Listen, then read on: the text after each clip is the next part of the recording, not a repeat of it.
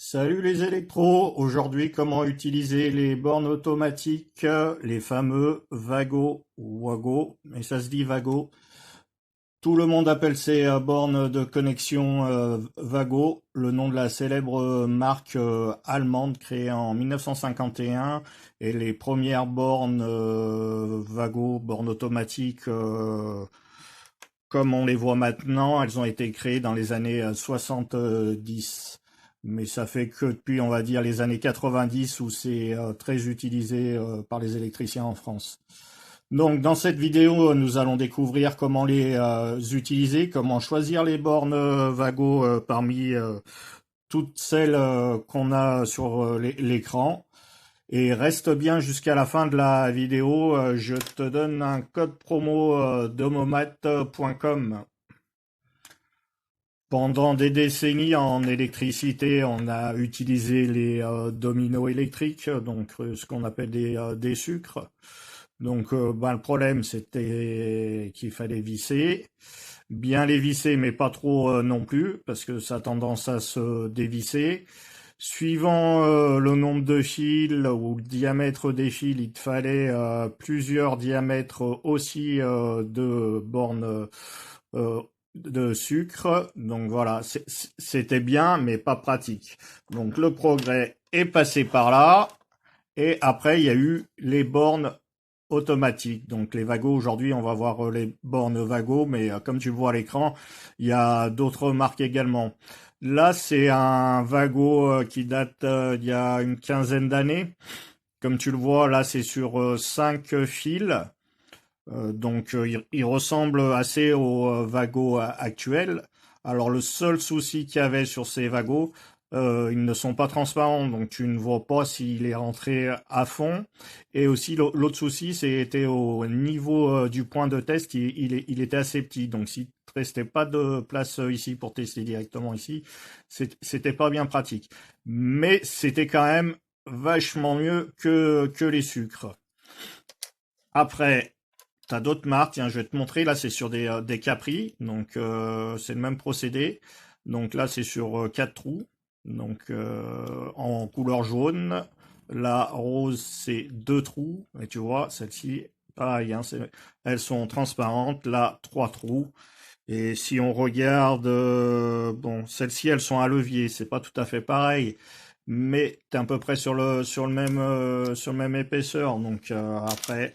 Et là, on regardera tout à l'heure, on fera le test. Ça, c'est sur de la borne Leroy Merlin Lexman.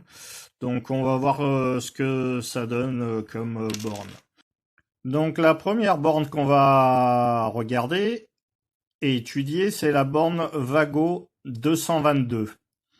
Donc 222, c'est sa référence, et après, derrière, tu as une autre référence pour le nombre d'entrées.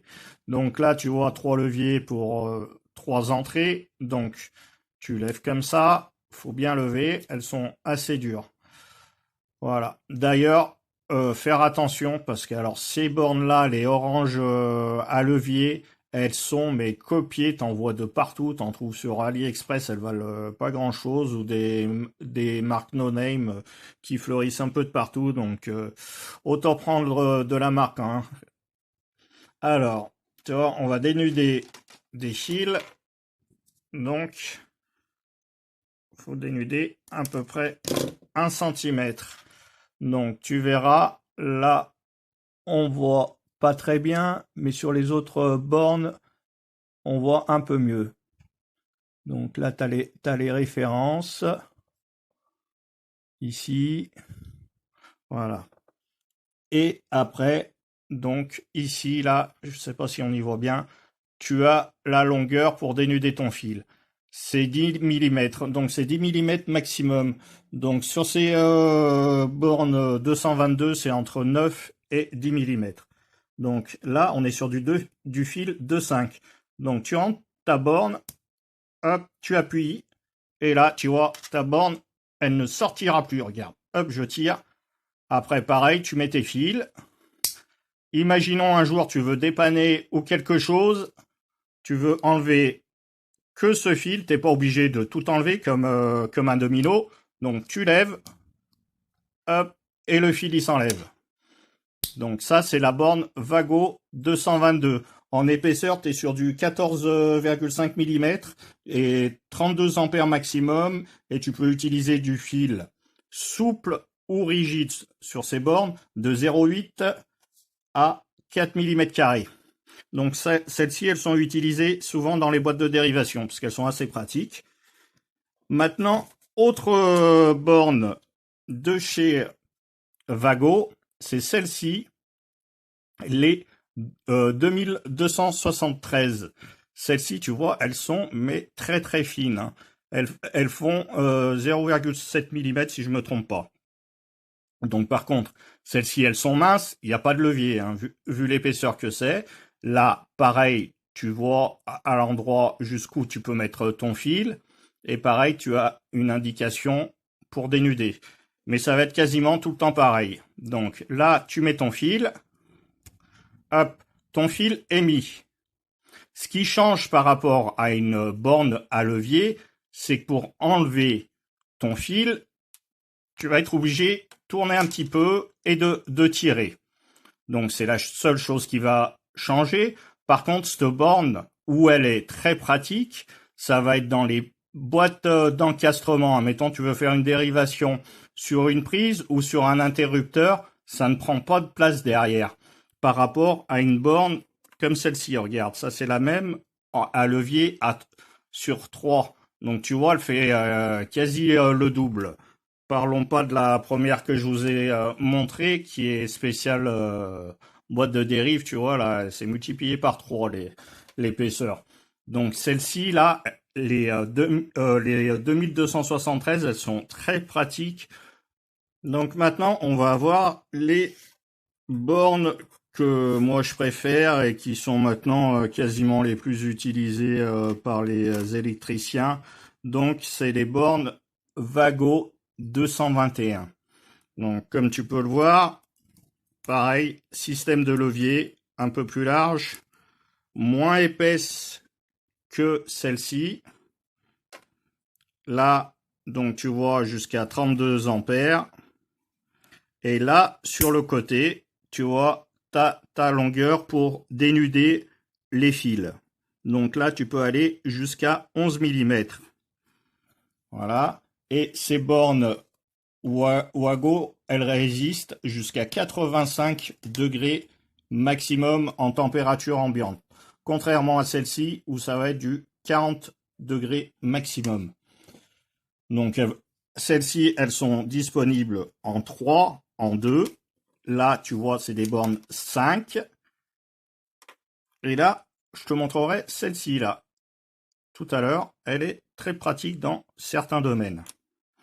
Donc, après, autre chose, pour tester, si tu veux voir qu'il y a du courant une fois que tu as mis. Donc là, on voit à l'écran, il y a une petite fente. Donc, tu vas insérer ta pointe de testeur ici. Il y en a une, donc là, c'est derrière. Et il y en a une autre qui est devant. Donc là, tu vois ici, hop, et je vais insérer ma pointe, tu vois, on voit la pointe à l'intérieur. C'est donc celles-ci, elles ont 2 points de test.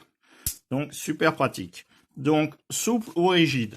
Donc là, on va mettre un bout de fil 1,5 rigide. Donc là, je l'ai mis, je ferme, je tire pour regarder si c'est bien mis. J'ouvre ma deuxième fente et là, je veux mettre du fil souple. C'est l'avantage de ces bornes à levier.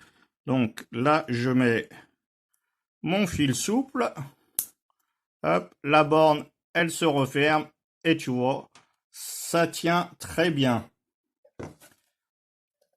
Sachant que tu peux mettre du fil sur ces bornes 221 de 0,5 à 6 mm².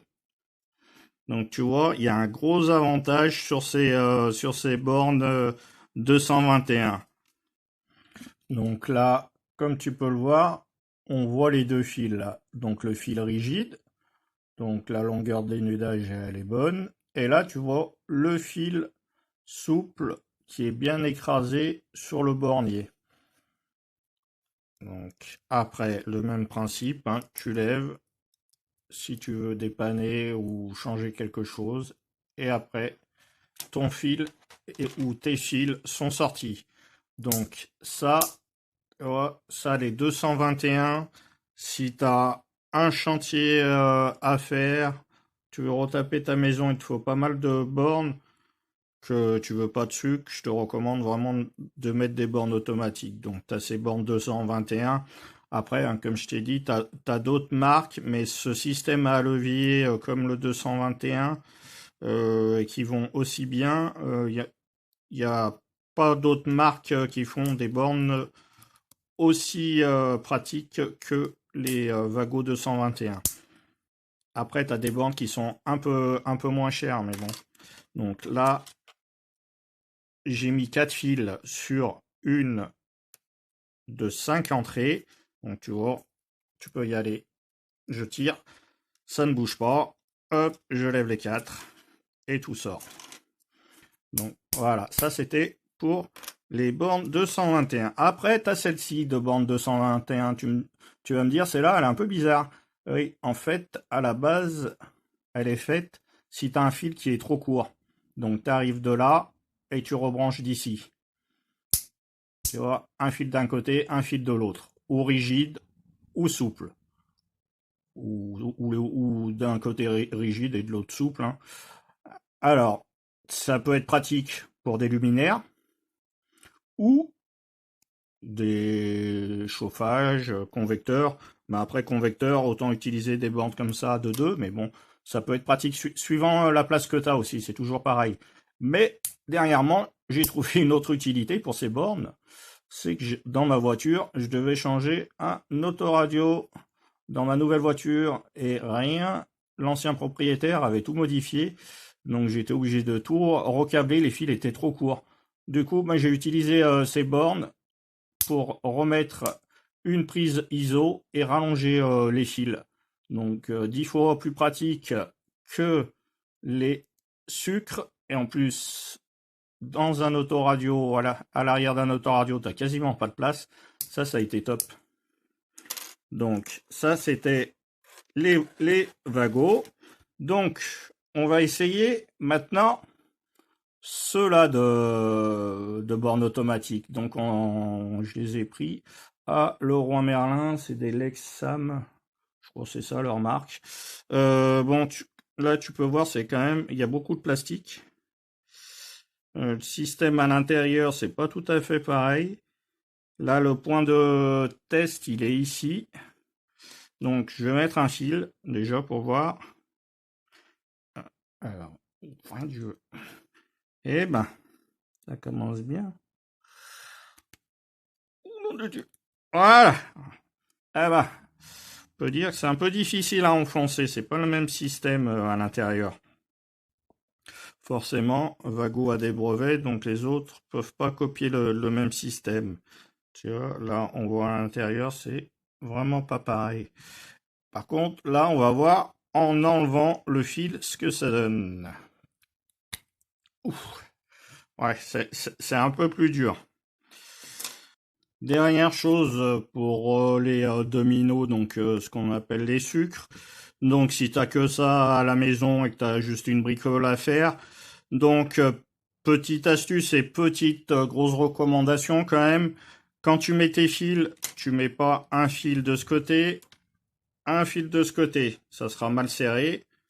Donc tu vas prendre ton sucre, tu dénudes un peu plus court que le sucre. Donc, comme ça.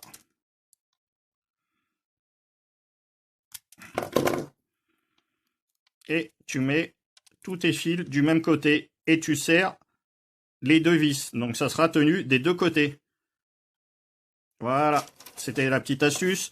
Donc, c'était la vidéo des bornes Vago, des bornes automatiques en électricité.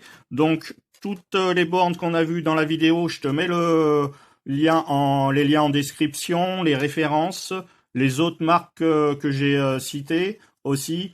Et maintenant, tu peux voir à l'écran le code promotion du site domomat.com qui est valable jusqu'au 30 juin 2023. Et n'hésite pas à t'abonner à la chaîne et à regarder une de nos autres vidéos et partage sur les réseaux sociaux notre chaîne si tu peux. Merci, à plus.